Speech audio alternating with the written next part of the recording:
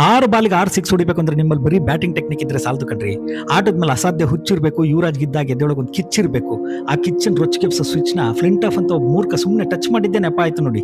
ಆ ದಿನ ಯುವರಾಜನ್ batting ಮುತ್ತಿಕ್ಕಿ ಚೆಂಡುಗಳೆಲ್ಲ ಗಗನಕಾರಿದ್ವು. England ಮೇಲೆ 5-9-2007 ಒಂಡಾ ಮ್ಯಾಚ್ ಅಲ್ಲಿ 5 ಬಾಲಿಗೆ 5 ಸಿಕ್ಸ್ ಹೊಡಿಸ್ಕೊಂಡು ಯುವರಾಜ್ ಸಿಂಗ್ ಆಮೇಲೆ ಸರಿಯಾಗಿ ನಿದ್ದೆನೆ ಮಾಡಿರ್ಲಿಲ್ವಂತೆ. ಅನ್ನ ಬಾಯಿಗಿಟ್ರೆ ಕಹಿ ಕಹಿ. 14 ದಿನ ನೆಮ್ಮದಿ ಅನ್ನೋದು ಅವ್ನಿಗೆ ಮರೀಚಿಕೆ ಆಗಿತ್ತು. 15ನೇ ದಿನ 19-9-2007 T20 ವರ್ಲ್ಡ್ ಕಪ್ ಮ್ಯಾಚು ಅದೇ ಇಂಗ್ಲೆಂಡ್ ಮೇಲೆ. ಅವತ್ತು ಯುವರಾಜ್ ಕಾಲ ಕೂಡ ಬಂದಿತ್ತು, ಬೌಲರ್ ಸ್ಟುವರ್ಟ್ ನಸೀಬ್ ಕೆಟ್ಟಿತ್ತು. ಆ ಟೈಮಲ್ಲಿ ಫ್ಲಿಂಟ್ ಆಫ್ ಯುವರಾಜ್ನ ಕೆಣ್ಕೋದ್ ಬ್ಯಾಡ್ ಇತ್ತು. ಯುವರಾಜ್ ಕೈಯಲ್ಲಿ ಬ್ಯಾಟ್ ಇತ್ತು, ಅವನು ಹೊಟ್ಟೆಲಿದ್ದ ಕಿಚ್ಚು ಹೆಚ್ಚಾಗಿ ಸ್ಟೇಡಿಯಂ ತುಂಬಾ ಚೆಲ್ಲಾಡ್ಬಿಡ್ತು ಕಣ್ರಿ. ಇಂಗ್ಲೆಂಡ್ ತಂಡ ಬೆಚ್ಚ ಬಿದ್ದಿತ್ತು. ಅದ್ರ ಬೆನ್ ಬಾಟಮ್ನ ಯುವರಾಜ ಕೊಚ್ಚಾಕಿದ್ದ. ಅಯ್ಯಪ್ಪ ಏನ್ ಶಾಟ್ಗಳ್ರಿ ಅವು. ಭೂಮಿಗೆ ಏನಾದ್ರೂ ಗುರುತ್ವಾಕರ್ಷಣೆ ಶಕ್ತಿ ಇರ್ಲಿಲ್ಲ ಅಂದ್ರೆ ಕನಿಷ್ಠ 3 ಬಾಲ್ಗಳು ಚಂದ್ರನ್ ಮೇಲೆ ಲ್ಯಾಂಡ್ ಆಗಿರ್ತಿದ್ವು. 6 ಬಾಲಿಗೆ 6 ಸಿಕ್ಸ್, 12 ಬಾಲಿಗೆ 50. ಇಂಗ್ಲೆಂಡಿನ ಅಲ್ಲಿವರೆಗಿನ ಲೆಕ್ಕಾಚಾರಗಳೆಲ್ಲ ಪಲ್ಟಿ. ಯುವರಾಜನ ಅಭಿಮಾನಿಗಳು ಮಲ್ಟಿ ಮಿಲಿಯನಿಯರ್ಗಳಾದಾಗಿ ಎದ್ದೆ ಒಪ್ಪಿಸಿದ್ರು. ಭಾರತ ಮ್ಯಾಚ್ ನ 18 ರನ್ನಿಂದ ಗೆದ್ದಿತ್ತು. ಇಂಟ್ರೆಸ್ಟಿಂಗ್ ವಿಚಾರ ಹೆಂಗ್ ಗೊತ್ತಾ, ಯುವರಾಜ್ 5 ಬಾಲಲ್ಲಿ 5 ಸಿಕ್ಸ್ ಹೊಡಿಸ್ಕೊಂಡು ಮ್ಯಾಚ್ ಕೂಡ ಭಾರತ 2 ವಿಕೆಟ್ ಇಂದ ಗೆದ್ದಿತ್ತು.